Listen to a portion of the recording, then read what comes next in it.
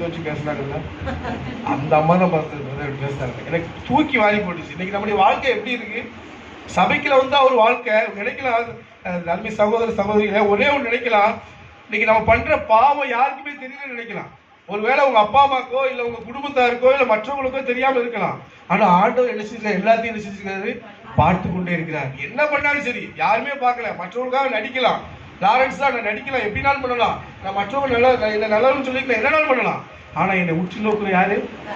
ஆண்டவராக இயேசு கிறிஸ்து. உங்களை ஒவ்வொருத்தரையும் உற்று நோக்கி விடுங்க. ஒருவேளை நீங்க நினைக்கிறீங்க உங்களுடைய வாழ்க்கையை நீங்க ஆசீர்வாதத்துக்கு தடைன்னு சொல்றீங்க, ஆசீர்வாதத்துக்கு தடை என்ன நினைக்கிறீங்க? நீங்க தான், வேற யாருமே கிடையாது. ஆண்டவரா உங்களுக்கு கொடுக்க கூடாதுன்னு ஆண்டவர் கை குறுக்கி போயிட்டா? கிடையவே கிடையாது. உங்களுடைய வாழ்க்கை தான் உங்களுடைய ஆசீர்வாதத்துக்கு தடம் நீங்க தான், வேற யாருமே கிடையாது. ஆண்டவருக்கு பிரியமா இருந்து பாருங்க, நீங்க கிடைக்கிற எல்லாமே கிடைக்கும். என்னுடைய வாழ்க்கையில நான் அனுபவிச்சிருக்க தம்பி, என்னுடைய வாழ்க்கையில அனுபவிச்சிருக்க சகோதரிகளை. ஏன்னா ஒரு வாழ்க்கையில ஆண்டவருக்கு பிரியமானதை நடந்தோம்னா எல்லா ஆசீர்வாதமும் நம்மளை தேடி வரும். இன்னைக்கு பாருங்க, நீங்க நினைக்கிறோம் அந்த அம்மா பயங்கரம் வர, அந்த அம்மா கூட்டம்